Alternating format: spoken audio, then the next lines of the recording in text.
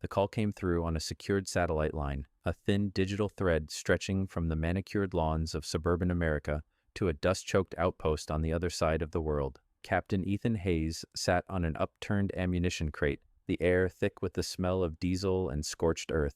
He was cleaning his rifle, his movements methodical and precise, a ritual of focus in a world defined by chaos. The name on the encrypted display was one he didn't recognize, Marcus Thorne. He almost dismissed it, but instinct, honed by years of service, told him to answer. "This is Hayes," he said, his voice flat and devoid of emotion. The voice on the other end was smooth, aged, and carried an unexpected weight of authority. "Captain Hayes? My name is Marcus Thorne. I apologize for the unconventional contact method. Your assistant, Jessica, provided this number for emergencies only. I believe this qualifies." Ethan's grip tightened on the rifle's stock. Jessica Riley was not his assistant. She was his lawyer, a razor-sharp attorney, and a former JAG officer he trusted implicitly. She would never give out this number unless the situation was dire. "I'm listening, Mr. Thorne." "Good," the man said. "I'm calling about a house, specifically your house at 124 Willow Creek Lane. I'm in the final stages of purchasing it, or at least I was. The seller is your mother-in-law, a Mrs. Eleanor Vance.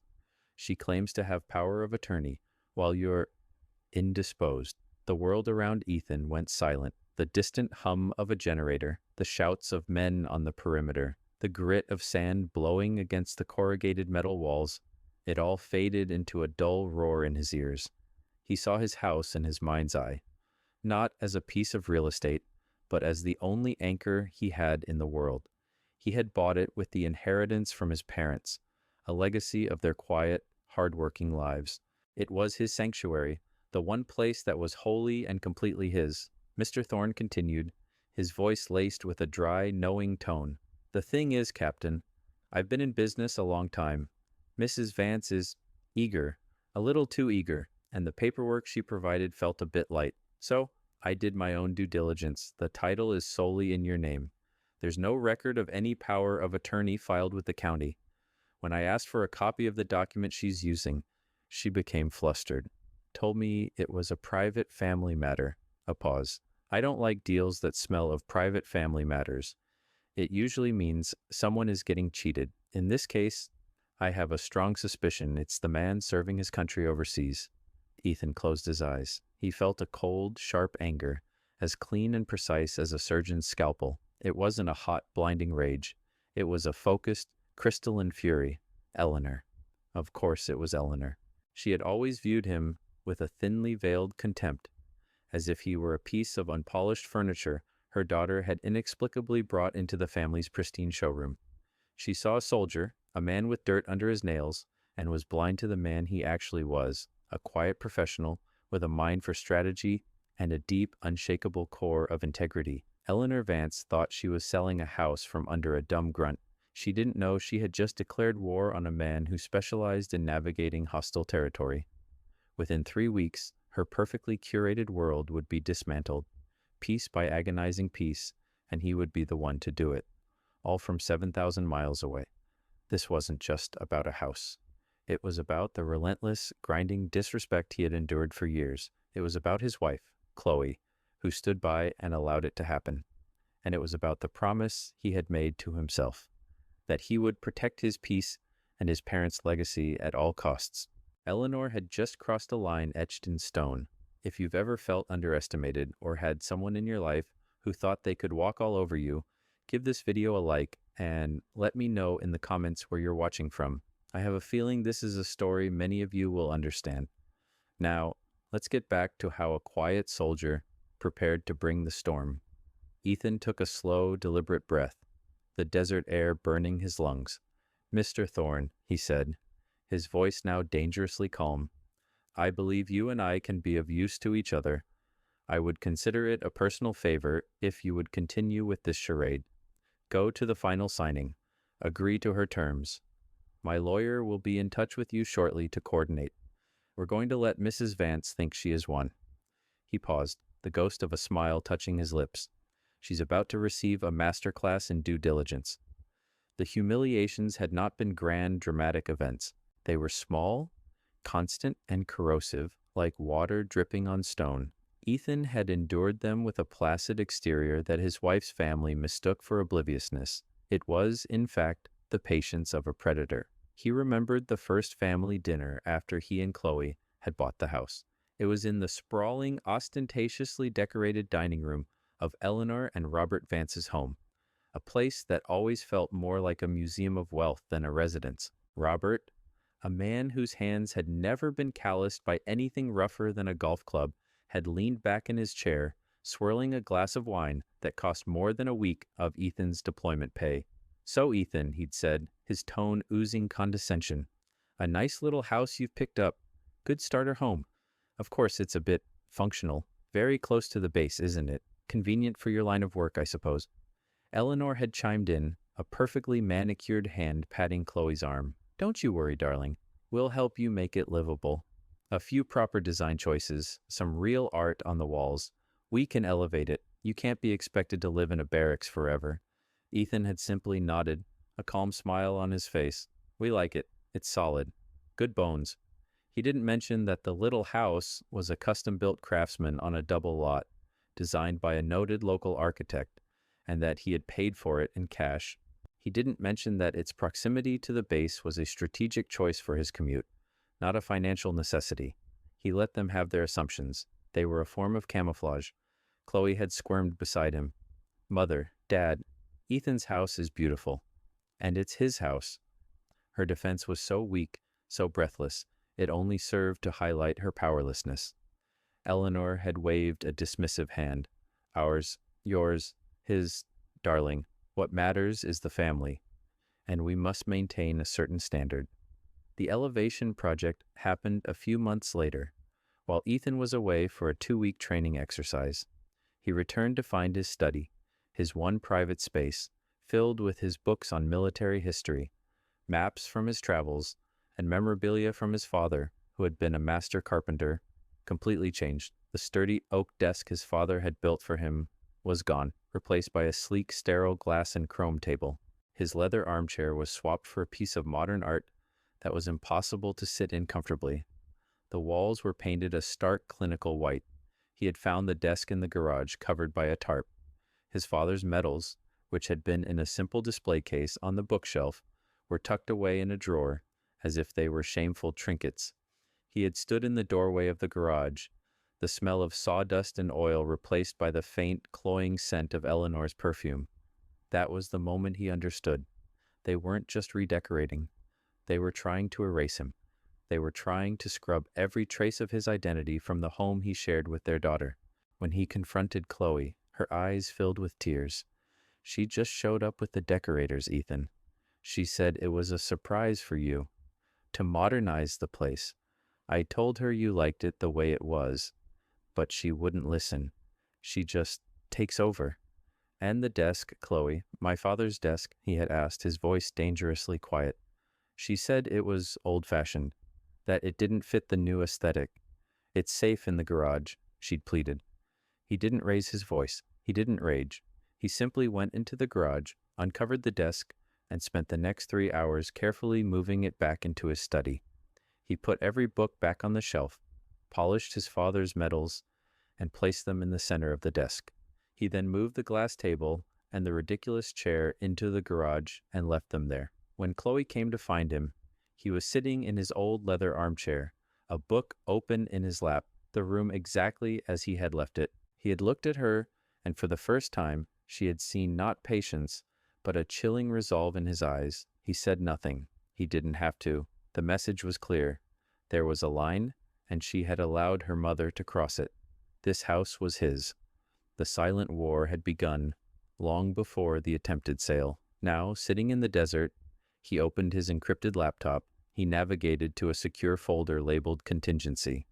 Inside were scans of every important document: the deed to the house, sole title, no liens; his prenuptial agreement with Chloe, which clearly delineated his personal assets; his own legally prepared, ironclad power of attorney, granted to Jessica Riley and only to be activated by his specific command.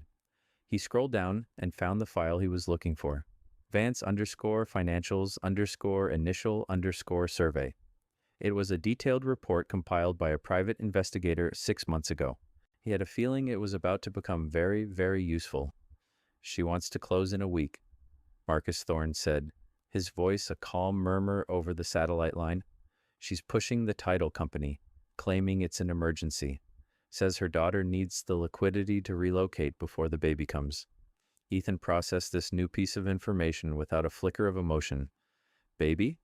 Chloe isn't pregnant? No, Marcus said, a note of disgust in his voice. She is not. But it's a wonderfully manipulative little detail to add, isn't it? Plays on sympathy. Makes anyone who questions it look like a monster. Eleanor is a master of emotional leverage, Ethan replied, his eyes scanning the digital file of the Vance family's financial portfolio. The numbers told a story of reckless spending, high-risk investments that had soured, and a mountain of quiet debt hidden behind the facade of country club memberships and European holidays. She isn't just eager, Mr. Thorne. She's desperate. This isn't about upgrading Chloe's life. It's about saving her own. That's what I figured, Marcus said.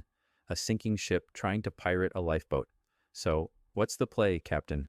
The play, Ethan said, is to let her think her plan is working perfectly. I want you to be the most agreeable buyer she has ever met.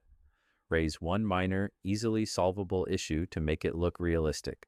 A question about the sprinkler system, perhaps, but then concede quickly. Let her confidence build. I want her walking into that final meeting feeling completely untouchable. And at this meeting, my lawyer, Jessica, will be there, Ethan explained. She will have everything she needs. Your role is simply to be the witness, the catalyst. It will be my distinct pleasure, Marcus said, and Ethan could hear the grim satisfaction in the old businessman's voice. Consider me an actor in your little play. Meanwhile, 7,000 miles away, Eleanor Vance was in her element. She sat in Chloe's living room, a room she had also helped decorate, a triumphant smile on her face. It's all falling into place, darling, she said, sipping a mimosa. It was 11 in the morning. Mr. Thorne is a godsend, a bit stuffy, but motivated. He barely negotiated on the price. Chloe fidgeted with the hem of her sweater. She looked pale, her eyes shadowed with a familiar anxiety. Mother, I don't feel right about this. We haven't even spoken to Ethan. What will he say when he comes home and the house is gone? Eleanor waved a dismissive hand, the diamonds on her wrist catching the light. He will thank us. Honestly, Chloe, you have to be more decisive. Ethan is a simple man. He's off playing in a sandbox somewhere. He doesn't understand asset management. This house has appreciated beautifully. We sell it, take the equity, and get you into a proper home in the right neighborhood with your name, our name, on the title. It's about securing your future. But it's his future too, Chloe whispered. His future is you, Eleanor said with unshakable certainty. And I am protecting you. I have the power of attorney he signed before he left. It's all perfectly legal. She did have a document. It was one she had slipped into a stack of other papers Chloe had asked Ethan to sign before his deployment. Insurance forms, emergency contact updates. Ethan, in a rare moment of distraction, had signed it without giving it the deep scrutiny he normally would. But he had never been careless enough to give anyone, not even his wife, an open-ended financial power of attorney. The document Eleanor held was a limited medical power of attorney, which she had cleverly and illegally attempted to alter. She was gambling that no one would look closely enough at the fine print, especially with the pressure of a quick cash sale.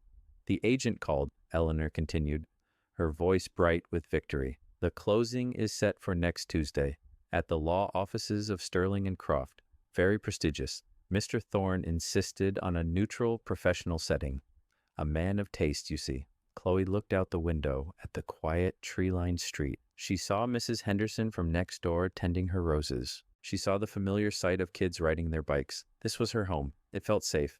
It felt like Ethan. The thought of leaving it, of being swept away again by her mother's grand designs, filled her with a quiet dread. But as always, the force of her mother's will was a tidal wave, and she was just a swimmer, too exhausted to fight the current. Just imagine, darling, Eleanor purred, a beautiful new townhouse, a garden club, luncheons.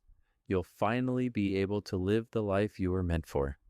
Chloe said nothing. She just nodded. the picture of compliance. Inside, a tiny, desperate voice screamed, but she had long ago forgotten how to let it out.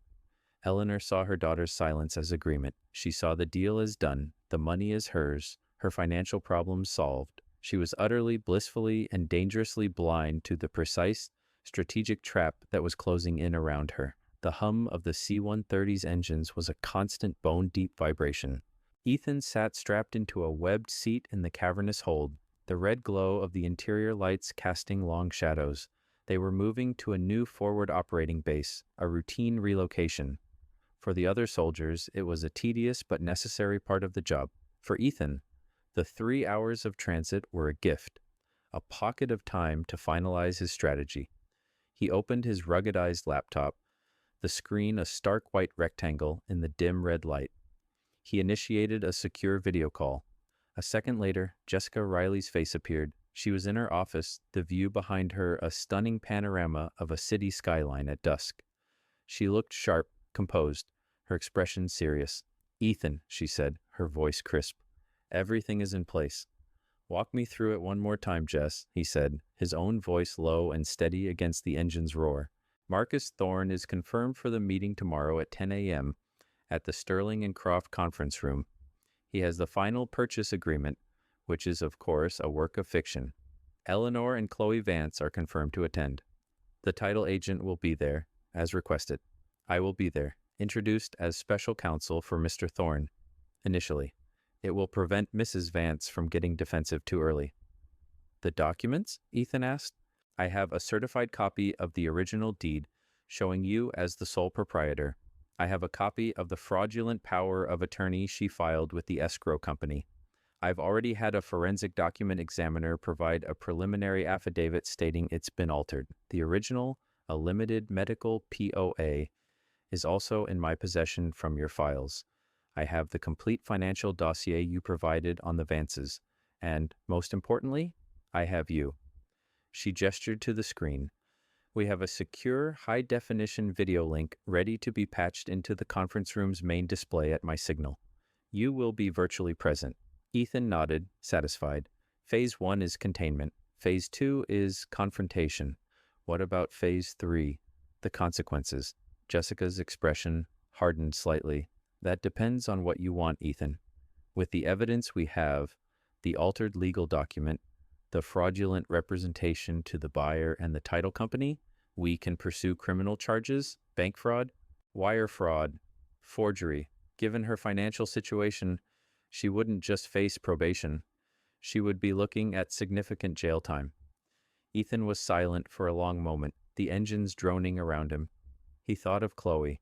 He thought of the shame it would bring upon his wife, regardless of her complicity. He had no love for Eleanor, but he had once had love for her daughter. "No," he said finally. "No criminal charges. Not yet. That's the leverage. I don't want to destroy her in a court of law. I want to dismantle her world in that conference room. I want her to understand what she has done. The consequences will be financial and social. We will enforce them through a civil settlement. A settlement so comprehensive it will achieve the same result as a conviction, but without the public spectacle. A private execution," Jessica said, understanding perfectly. "I can draw that up. It will be brutal." "It needs to be," Ethan said. "This can never happen again. She needs to be neutralized as a threat to my family and my assets, permanently." He looked away from the screen for a moment, his gaze distant. A photo was tucked into the webbing of his body armor. A picture of him and Chloe on their wedding day. They looked happy, young, untouched by the slow poison of her family's influence. A wave of profound sadness washed over him. This wasn't just about punishing Eleanor. It was about severing a toxic tie that was choking the life out of his marriage. He wasn't sure if the marriage could even be saved, but he knew it stood no chance if Eleanor remained a power in their lives. "Ethan, are you all right?" Jessica's voice cut through his thoughts. He looked back at the screen, his expression once again a mask of calm resolve. "I'm fine, Jess. Just finalizing the objective. Let's proceed as planned. I'll be on the link at 0950 your time." "Understood," she said. "Get some rest, Captain." The call ended. Ethan closed the laptop.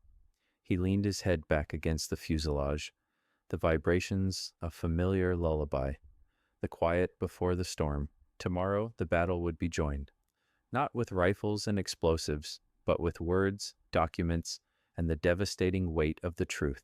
And Eleanor Vance, in her hubris, was walking toward the ambush point with a smile on her face. The conference room at Sterling and Croft was the epitome of understated power. A long, polished mahogany table reflected the recessed lighting in the ceiling.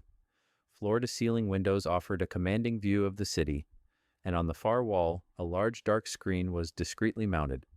The air smelled of expensive leather and ambition. Eleanor Vance swept in, dressed in a Chanel suit the color of cream, a string of pearls at her throat. She was radiating triumph. This room, this level of corporate prestige, felt like her natural habitat. It was validation. She was a serious person, doing serious business. Chloe trailed in her wake, a pale shadow in a simple gray dress. She looked small and out of place, clutching her purse with white-knuckled hands. Her eyes darted around the room, taking in the intimidating opulence, and she seemed to shrink even further into herself. Marcus Thorne was already seated at the head of the table, looking distinguished in a tailored suit.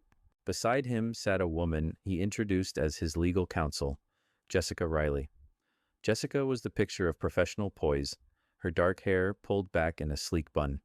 She nodded coolly at Eleanor and Chloe, her expression unreadable. "Mrs. Vance." "Miss Vance," Marcus said, his voice a polite baritone. "Thank you for coming. I believe we're just waiting on the title agent, and then we can sign the final papers and conclude this transaction." "Wonderful," Eleanor said, taking a seat and placing her designer handbag on the table with a soft, definitive click. "I'm so pleased we could wrap this up so efficiently. It's for the best, for everyone." She shot a meaningful look at Chloe, who stared resolutely at the polished surface of the table. The title agent, a nervous-looking man in his 40s, arrived a moment later, carrying a briefcase full of documents. He took his seat, and the room fell into a tense, expectant silence.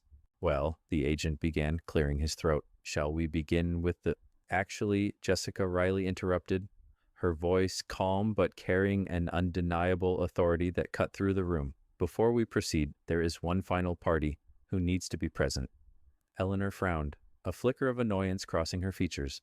"I'm sorry.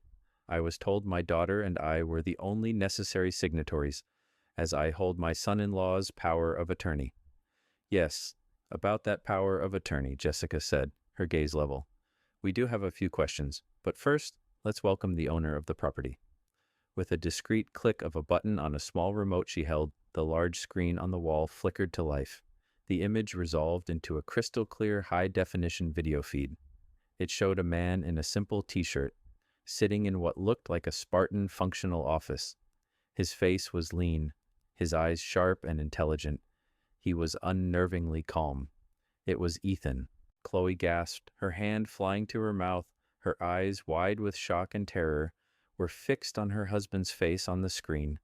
Eleanor froze. For a fraction of a second, her mask of supreme confidence shattered, revealing a flash of pure, unadulterated panic. But she recovered almost instantly, her training in social warfare taking over. She forced a bright, brittle smile. "Ethan, darling, what a surprise. We weren't expecting you to be able to call in. Is everything all right?" She was trying to frame it as a happy coincidence, a loving husband checking in on his family's affairs. Ethan did not smile back. His image on the screen was still, his gaze piercing. He looked directly at Eleanor, and his voice, clear and amplified by the room's speakers, was devoid of any warmth. "Hello, Eleanor," he said. The simple greeting landed in the silent room like a block of ice. "We have a problem. You are attempting to sell a property that does not belong to you." The bluff was called. The ambush was sprung. The color drained from Eleanor's face, leaving her perfectly applied makeup looking like a garish mask on a statue. The air in the room grew thick and cold. This was no longer a real estate closing. It was an interrogation. The quiet bomb had been dropped.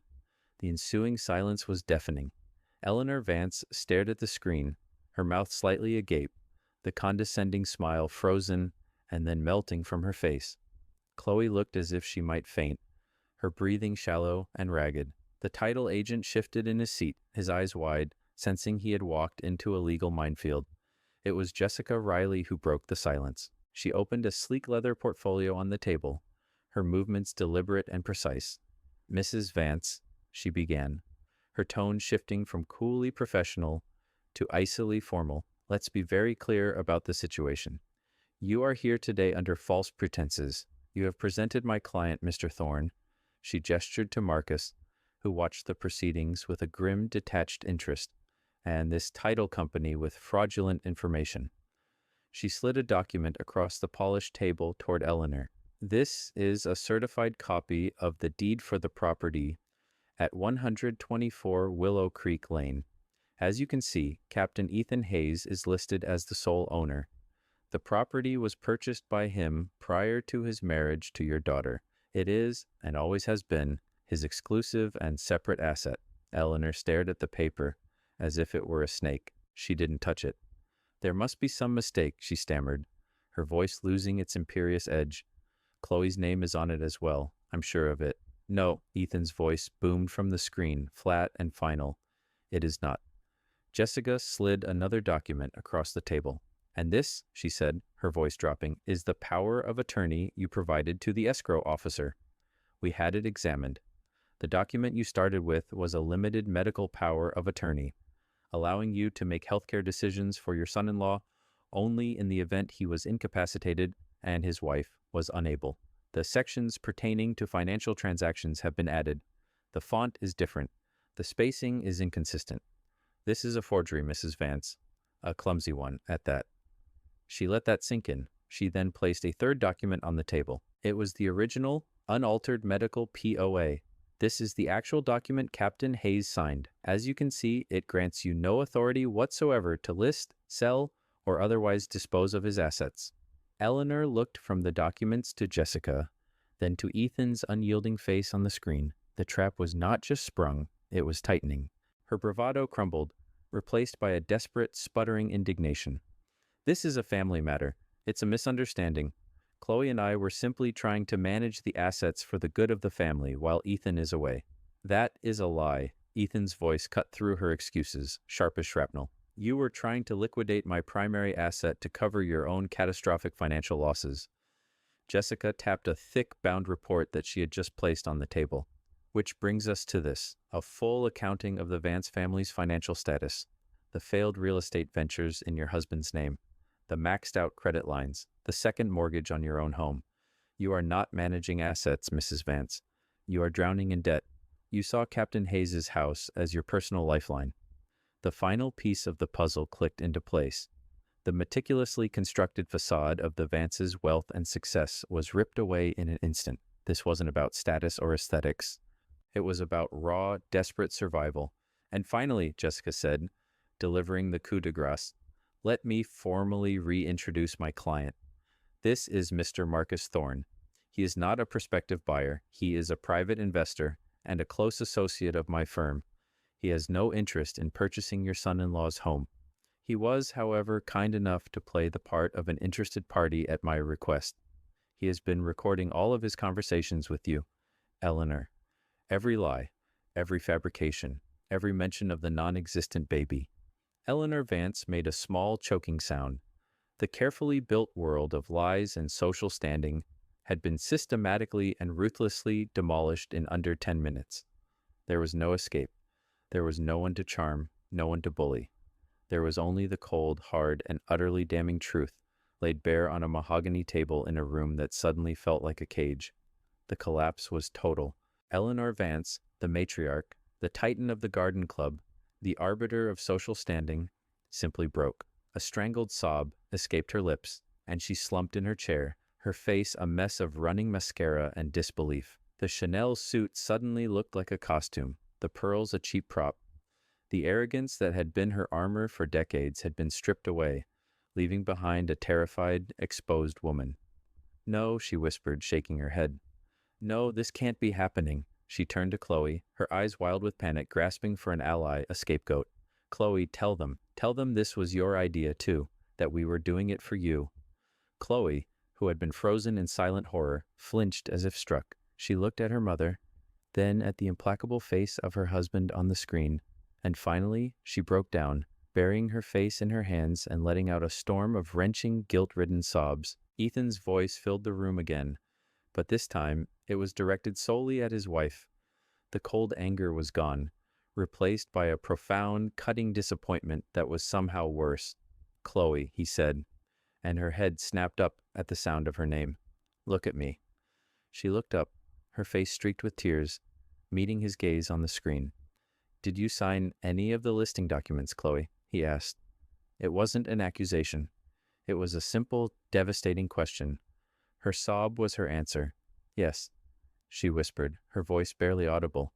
She said it was just a formality, that it was necessary since we were married. I didn't question it. I'm so sorry, Ethan. I'm so sorry." "You didn't question it," Ethan repeated, the words hanging in the air. He wasn't yelling. He didn't need to. His quiet, measured tone conveyed the full depth of her betrayal. "You stood by while your mother redecorated my study and put my father's desk in the garage because you didn't question it. You listened to her insult my career and my home because you didn't question it. And now you've helped her try to steal the very roof over our heads because you didn't question it. The time for not questioning things is over, Chloe." He then turned his virtual gaze back to Eleanor. "As for you, Eleanor, you have committed multiple felonies, forgery, attempted wire fraud, conspiracy. I have everything I need to send you to prison. Your reputation, your social standing, your freedom, I hold it all in my hands right now." Eleanor began to plead, the words tumbling out in a desperate, incoherent stream. "Please, Ethan, don't. Think of Chloe. Think of the family's name. It was a mistake, a terrible mistake in judgment. We'll pay you back, whatever it costs." "Pay me back?" Ethan's voice was laced with bitter irony. "Pay me back for what? The money you failed to steal? Or the trust you have irrevocably shattered? You don't have the currency to pay that debt." Jessica Riley stepped forward once more, her presence reclaiming control of the room. "Captain Hayes is not interested in your apologies, Mrs. Vance. He is interested in justice and security. He has authorized me to offer you a one-time, non-negotiable settlement to avoid criminal prosecution."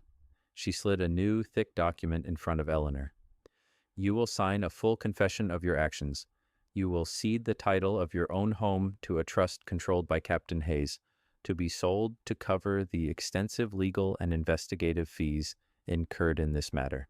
Any remaining funds will be placed in a trust for your daughter, which she cannot access without Captain Hayes's explicit consent. You and your husband will move into a rental property. You will also draft a letter to be approved by me and send it to your entire social circle, explaining that due to severe financial mismanagement, you are liquidating your assets. You will be stripped of the very status you hold so dear. You will have nothing." She paused, letting the weight of the terms settle. "Or you can refuse, and I will walk this entire file over to the district attorney's office this afternoon. The choice is yours. You have 5 minutes." Eleanor stared at the document, her face ashen. It was not a settlement. It was a surrender, a complete and utter annihilation of her entire world, delivered not by a court, but by the quiet, underestimated soldier she had despised for so long. The weeks that followed were a study in quiet demolition. The settlement was executed with the same ruthless efficiency that had characterized the confrontation. Eleanor, stripped of all her fight, signed everything Jessica Riley put in front of her. The confession was notarized. The deed to the Vance family home, a sprawling monument to their former status, was transferred. A "for sale" sign was hammered into the manicured lawn, a public declaration of their fall from grace. The news rippled through their exclusive social circle with the speed of a wildfire. Eleanor, as stipulated, had to host a final, humiliating luncheon where she read a carefully worded statement about financial restructuring and downsizing. The euphemisms fooled no one. Her friends, the ones who had admired her, envied her, and feared her, now looked at her with a mixture of pity and morbid curiosity.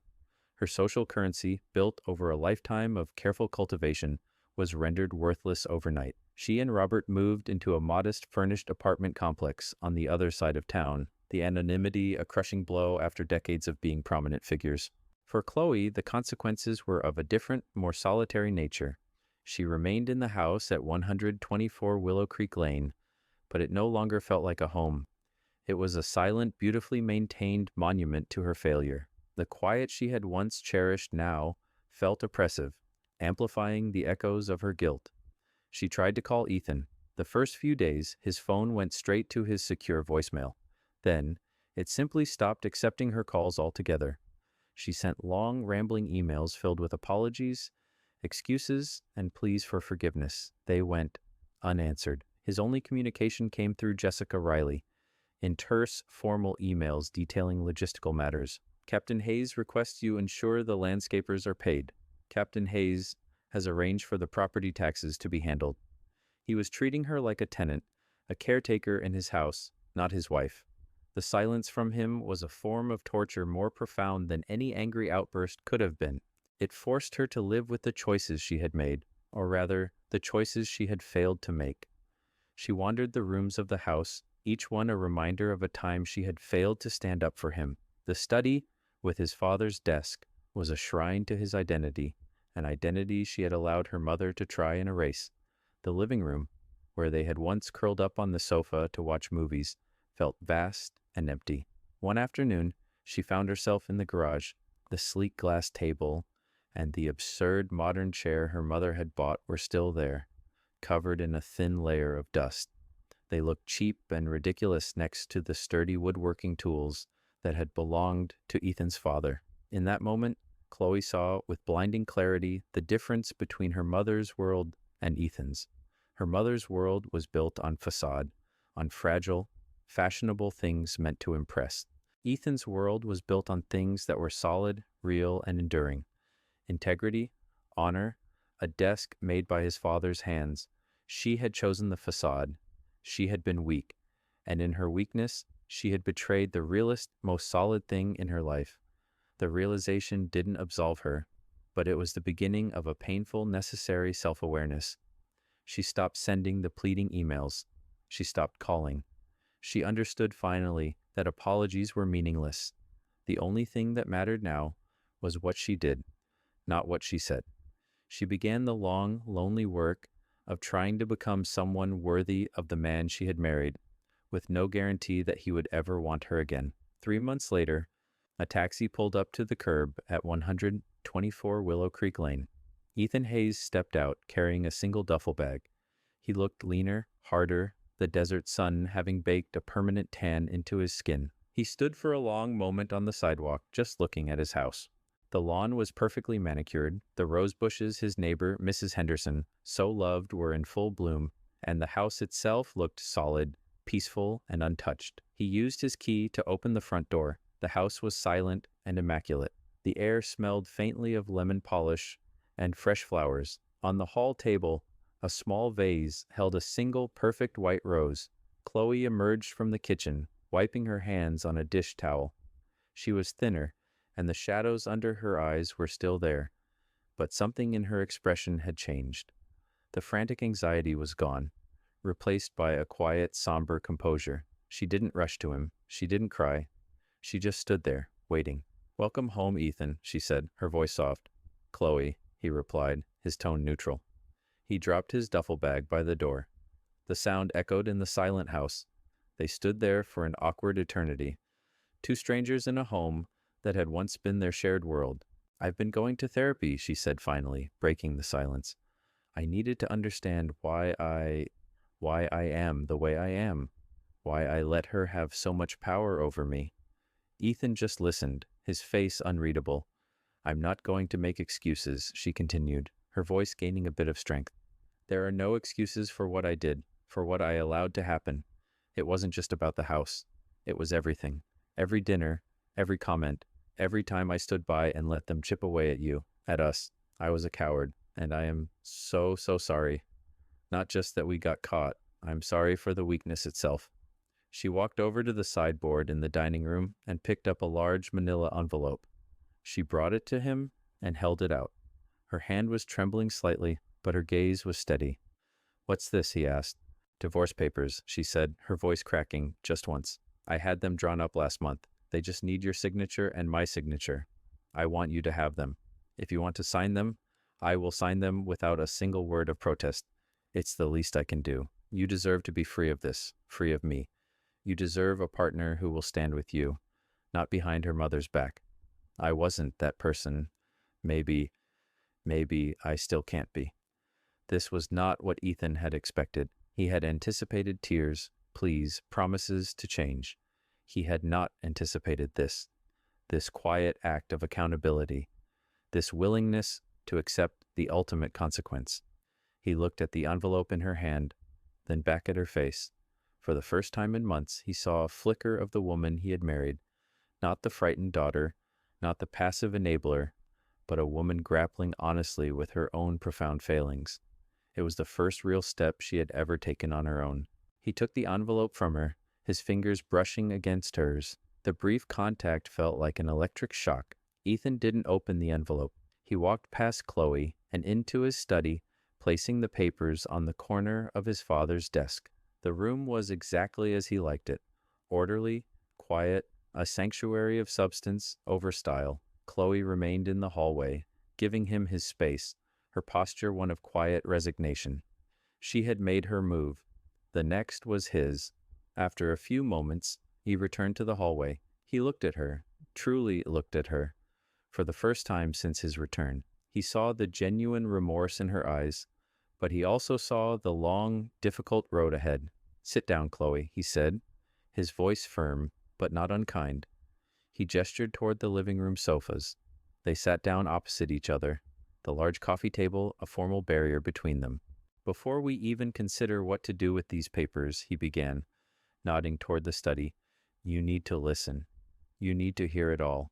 Not just about the house, about everything." And then he began. He started with the first dinner at her parents' house, cataloging the condescending remarks from her father and the passive-aggressive insults from her mother. He calmly recounted the redecoration of his study, explaining in detail what it felt like to find his father's legacy disrespectfully discarded in the garage. He listed every holiday, every family gathering where he was treated like an outsider, a temporary fixture in their world, and where she had stood by, offering only weak, whispered defenses that did more harm than good. It was the list of grievances, delivered not with anger, but with the cold, hard precision of an after-action report. He wasn't trying to punish her. He was forcing her to look into the moral mirror to see the full accumulation of her inaction. He was making her understand that the attempt to sell the house was not an isolated incident, but the logical conclusion of a pattern she had enabled for years. She listened without interruption. She didn't cry or make excuses. She just absorbed it, her face pale, letting the weight of his words settle upon her. With each recounted memory, she seemed to understand more deeply the extent of her betrayal. When he was finished, the room was heavy with the unspoken history of their marriage. "I know," she said, her voice a near whisper. "Hearing it all like that, laid out, I know. I was so afraid of her disapproval that I sacrificed your respect. There's no excuse. It's just the truth." Ethan leaned forward. "Trust, Chloe, is like the foundation of a house. You don't just patch a crack in a foundation. If it's truly broken, you have to tear it all down and build a new one, brick by painful brick. It's slow, it's methodical, and it requires both people to be fully committed to the work." He stood up and walked back into the study. He picked up the envelope with the divorce papers. Chloe watched him, her heart in her throat. He walked back into the living room, but he didn't tear them up in a grand cinematic gesture. He didn't sign them either. He opened a drawer in the end table beside his chair, placed the envelope inside, and closed it. The click was soft but final. "We're not signing these today," he said. "Signing them would be the easy way out for both of us. But I am not letting you go until I see if the woman I married is still in there. And you are not getting my forgiveness until you have earned back my trust. We will live here, in this house. We will go to counseling together. You will learn to have a backbone of your own. You will set boundaries with what's left of your family. And I will learn whether I can ever look at you again and see a partner." He looked at her, his gaze intense and unwavering. "This is your final deployment, Chloe. The mission is to rebuild this marriage from the ground up. If you fail, those papers are right here. If you succeed, we'll see. It was not a promise of forgiveness, but it was a glimmer of hope. It was a chance, a difficult, arduous chance, but a chance nonetheless. For the first time in months, a single tear traced a path down Chloe's cheek. It wasn't a tear of sadness or guilt, but of a fragile, terrifying, and profound relief. The power dynamic in their relationship had been permanently and irrevocably reset. He had his home, his dignity, and absolute control over his life. She had a long road ahead, but for the first time, she was walking it on her own 2 feet. True strength isn't about the power you display, but the integrity you maintain when no one is watching. Ethan had faced down betrayal, not with rage, but with strategy and resolve. He had protected what was his, not by lowering himself to his antagonist's level, but by holding firm to his own principles. He understood that a foundation of respect, once shattered, cannot be wished back into existence. It must be rebuilt with patience, honesty, and an unwavering commitment to the truth. In the end, he didn't just save his house, he created the possibility of rebuilding a home. What do you think? Is there any coming back for Chloe after a betrayal like that? Let me know your thoughts in the comments below. And if you enjoyed this story of justice and accountability, make sure to like this video and subscribe for more. We love hearing from you.